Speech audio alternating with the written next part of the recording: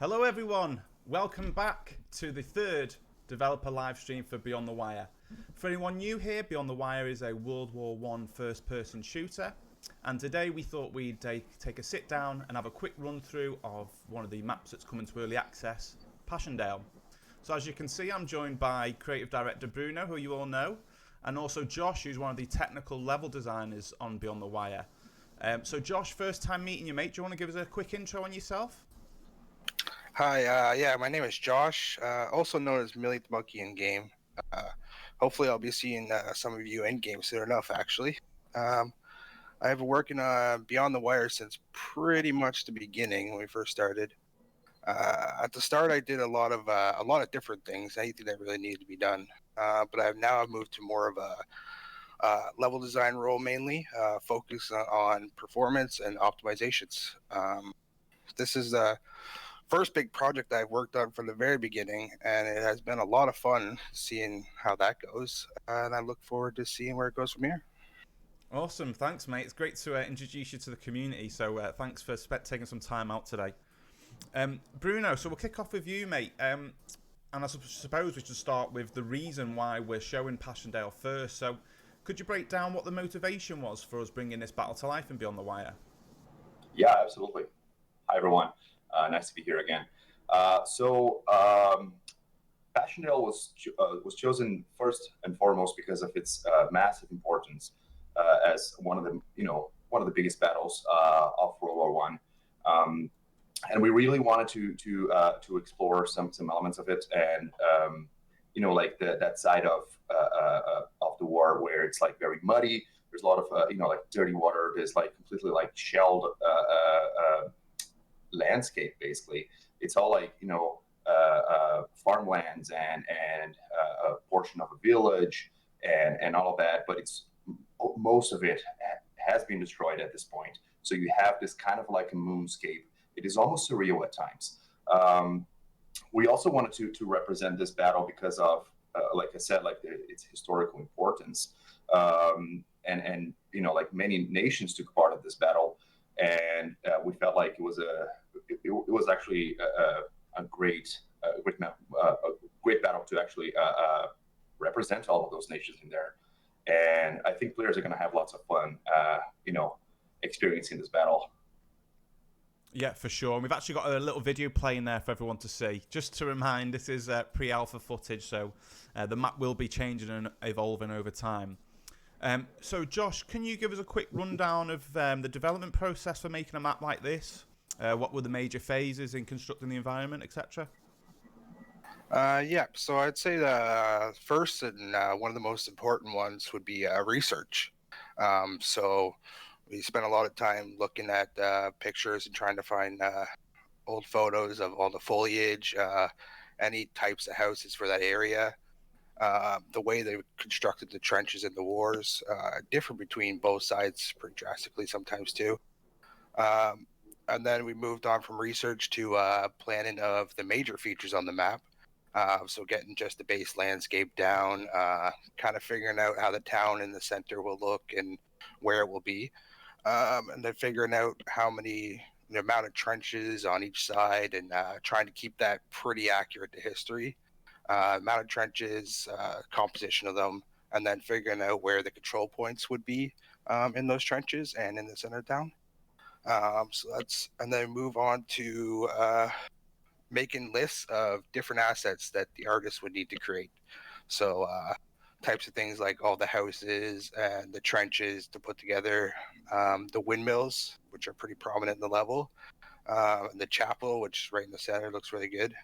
And then any debris we need for the level, because it's a very messy level. So the artists would create all that. And then we start putting all the major features onto the map.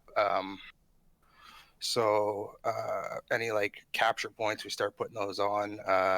Village, start building up the village, very basic. Putting all the trench lines in, so just the basic trench lines, nothing too extravagant. And then just start all the rough sculpting and painting of the landscape.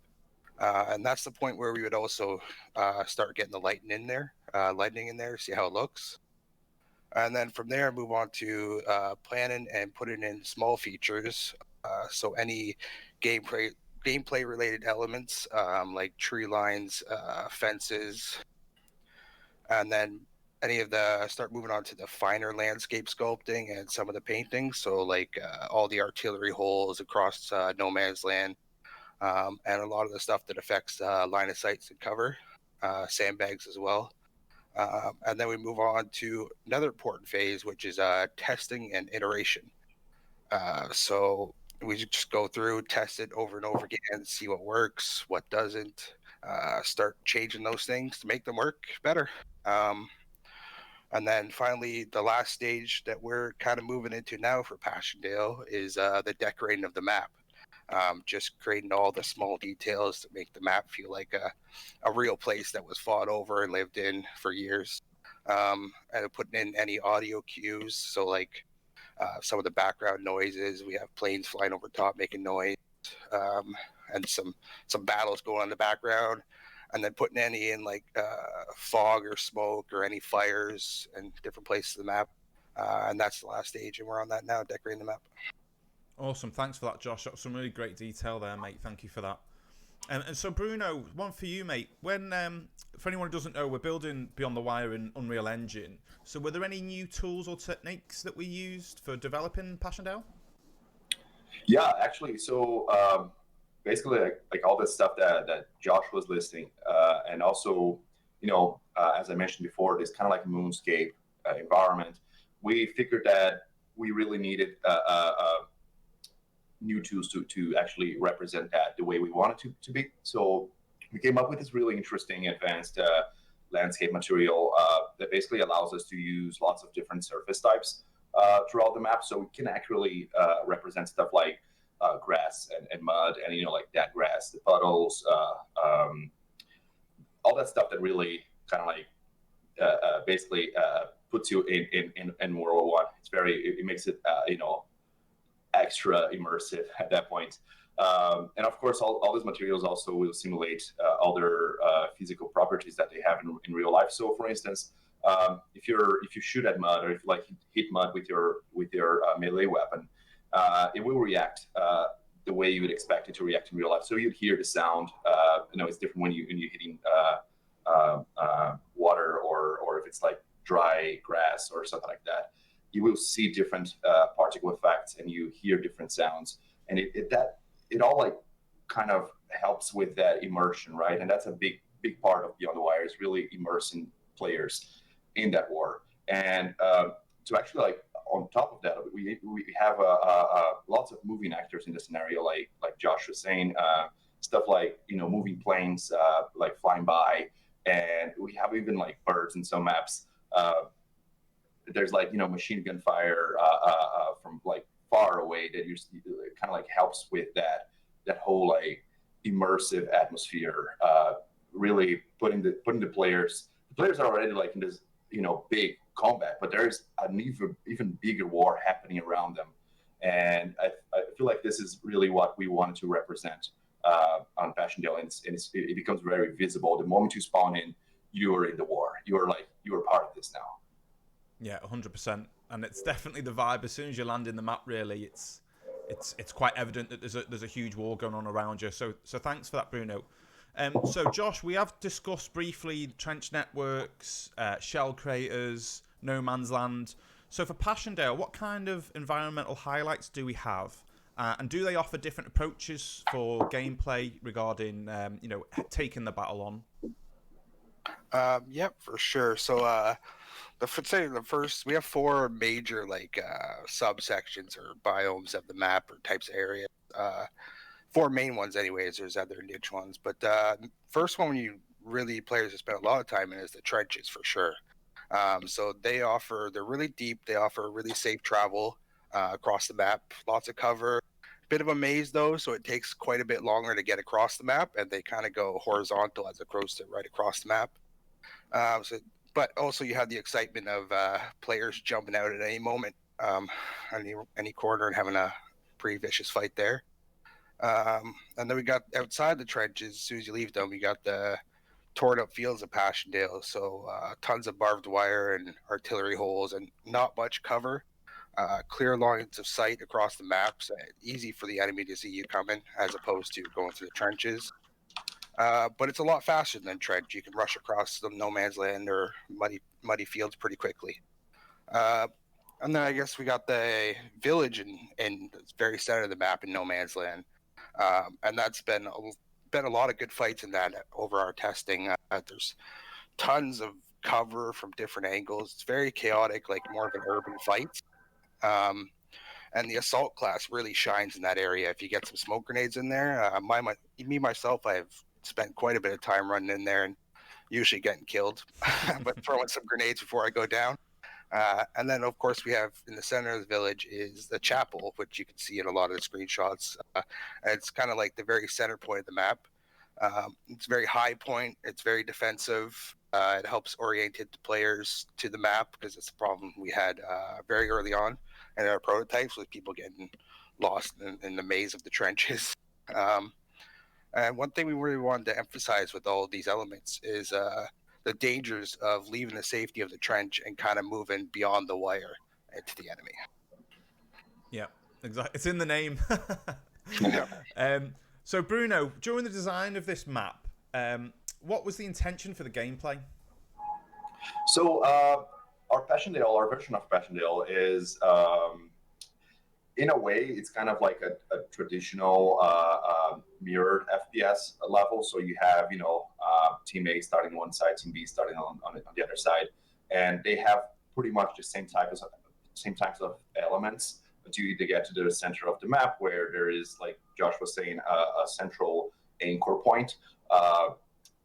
But we really wanted to explore the trench warfare while doing that. So those two portions of those two sides of the map are completely filled with trenches, and it's like Josh was saying, it's kind of a maze sometimes. You really need to pay attention to your surroundings, whatever points that you can see from inside the trench. You can kind of look outside sometimes and you use that to navigate inside the trenches, right? You also have your mini map, of course, but those visual elements help a lot with navigation there. Another very interesting thing that we wanted to explore with this is because our game has so much, I would say, focus on melee combat, so close quarters. Your rifle might not be the best weapon you can use right now, so you pull out a trench club or a knife or something, and you go into a much closer combat, literally hand to hand. And the trenches really do offer the ideal space for that, because because of their architecture, I would say. You were put in front of another player, and you're now fighting to death, kind of thing, and it really creates very interesting gameplay moments there. Another big portion of it that we wanted to represent on this map are the very deep craters. So you can imagine this place has been shelled to death. It used to be beautiful farms and very peaceful looking, I would even say, but now it's being completely destroyed, like I said before, and it's all it looks almost surreal. It's so destroyed. There's so many craters. There's destruction everywhere. So you have this giant craters sometimes that you can you will definitely use them as cover. You will go inside with your teammates and try to fight the enemy from there. It becomes this very even almost defensible position. But it also represents a big danger, right? Because a lot of these craters were filled with water. We know, historically speaking, now a little bit, there was a moment during this battle where it just started raining, right? So these craters were filled with water. And that, of course, was a big problem during the war. And we wanted to represent a little, bring in a little bit of those elements into Beyond the Wire. So what we did was we spent a little bit of time polishing up how the water will actually affect gameplay. And we have these pools of water really slowing down players. And you can even choose to go underwater for a few seconds. Of course, it's incredibly dangerous. So players will drown if they stay in there for too long. So it's this water, these craters, this whole thing, it's all like a very real and present danger, and it really like grounds the player in World War One. It just takes it like to the next level, really. Perfect, mate. Thanks for that. So that was a couple of questions from ourselves on Passchendaele. There is a couple knocking about in the chat. I don't know if you lads want to spend 5 or 10 minutes answering some questions from the chat. Sure, yeah. All right. So the first one that I noticed was from Fire Moustache. How do you win the game? Is it trench capture? So we have. I think we're going to be talking about game modes a little bit more in the future. I don't want to get too much too in depth about it, but the current game mode that we are testing with on the closed alpha sessions is basically it's called assault. So we have one team defending capture points and the other team attacking those capture points. And those capture zones are not necessarily an entire section of the trench, if that makes sense. It could be like a specific bunker that is around that trench or part of the trench network, or it could even be like a point in the middle of the village. We have an example in our map. It's a point right next to the chapel, which is like the chapel is the main point of interest in the map, and right next to it we have this destroyed houses. It could be like a granary or some houses or something. And that's a very important tactical position, and it becomes a capture point in our game mode. So that's how you win the game. You as an attacker, you're basically trying to go in there and capture those points. And as the defender, you're of course trying to stop the attackers from doing that. And it's very interesting because it really focuses, it concentrates players in this like two kind of like front lines that get created in there. So the defenders on one side, the attackers on the other side. And you're always like trying to use your, work with your squad, work with your team to kind of like outmaneuver, even like try to flank or try to really like throw a lot of firepower. There's many things you can do, right? Like this is a big portion of Beyond the Wire is really choosing how you play this game. It is not necessarily like, go from A to B. There are many things you can do. Like it's almost sandboxy in a sense. Awesome. Sorry, Josh. I will just reiterate that there will be several game modes. So, and we will be presenting them in a developer blog closer to early access release. Sorry, Josh. I just wanted to add that a major part of winning the game, of course, is blowing up the enemy, as well as clever use of team tactics. I mean, we tried to make the map so that it was large enough so that you could kind of flank the objectives and not have to go straight for it. So I've already found in early testing that if you work with your team, talk to them, you will succeed a lot more because it's just that type of game. Yeah, spot on, yeah. The next one, I think we've actually had this question in a previous stream, but we'll answer it again. Are we planning on soldiers' appearances getting muddier as time passes? As in like getting like dirt in your clothes and stuff like that? Yeah, so the character models becoming, changing over time during the battle. Yeah, I don't want to say we're gonna do that, but we are experimenting with it. So there's a chance we're gonna be able to add that in, even if it's in a very basic form, or like when like the more you stay alive, the dirtier and grittier you get. We're still like in early phases of experiment with that system particularly. So I don't want to say like, yes, we're gonna do it. It's gonna be in the game, but we're looking into that. Cool. So for Josh, for Passchendaele specifically, what is the map size? Do we have a kilometer squared number we can throw out to the community? Just trying to roughly remember. I think it's about a little over a kilometer across from like HQ to HQ to about 700 meters wide, I believe, is the actual gameplay area. Okay.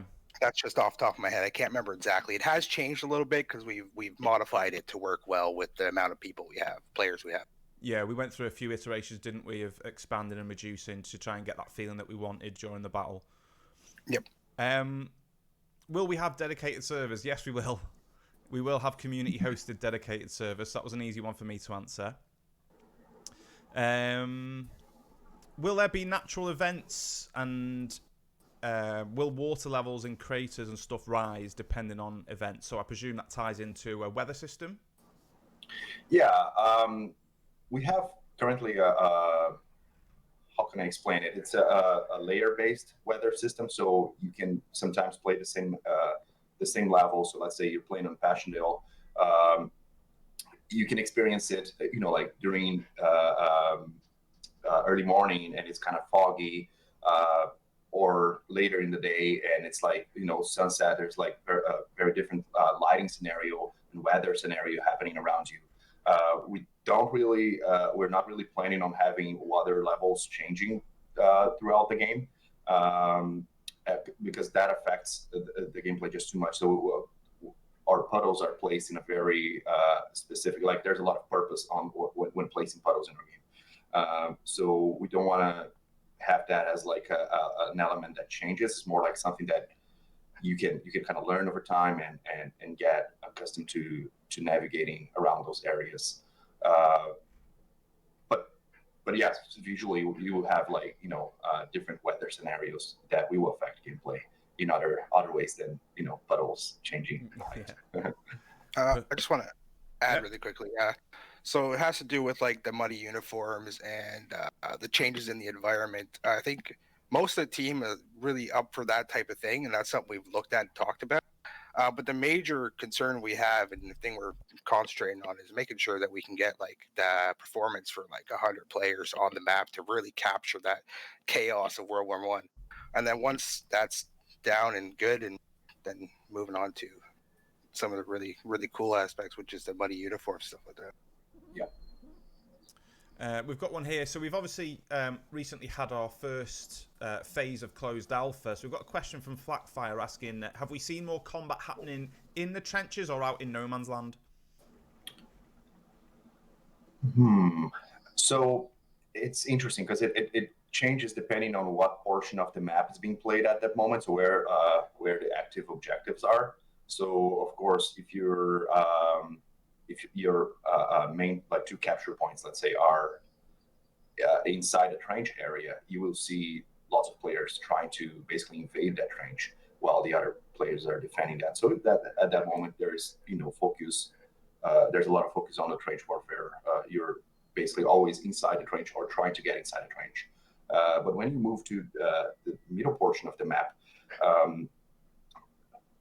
for Passchendaele specifically, you will you experience this village, right? This destroyed village. So you're now both attackers and defenders are kind of like getting out of the trenches a little bit more. Even though in this area there are like some half-built trenches and lots of cover like that, it moves away from the trenches a little bit before it goes back into the trenches. And this is interesting because it also creates like a nice, interesting, like changing in gameplay, right? Mm-hmm. So you're not like constantly just inside the trench. There are moments where you go in, there are moments where you go out. Of course, it's incredibly dangerous to go outside of a trench, but players kind of have to do that sometimes to be able to advance, to like take the next line and really push the objectives, right? Yeah, you've got to cross no man's land if you want to hit the enemy trench line. That's set in stone. All right, next one. Do we have any plans for any maps or layers just set during nighttime? Again, don't want to confirm or deny this, but one of the next maps will very likely represent a nighttime, and it's going to be dark and it's going to be dangerous, and it's going to be in a forest. Perfect. Right, I think that'll do for questions. So thank you both for your time. Honestly, I really do appreciate it. I know it's getting thanks close for having us, man. Anytime. I know it's getting close to lunchtime for you lads, so I won't keep you too much longer. I will just let everyone know that we will be opening up alpha sign-ups again at some point, possibly towards the middle of July, but we will be posting announcements on that. I did see a quick question about more giveaways. There will be more opportunities to enter giveaways for keys. We'll be hosting more of those in future events. So yeah, just keep posted on all the usual channels. We've got a dev blog coming out tomorrow, so keep your eyes out ready for that. And don't forget to wishlist us on Steam if Beyond the Wire takes your fancy. So thanks everyone for tuning in. We do appreciate you. And we'll see you soon. Take care, guys. Bye. See ya. Bye, everyone.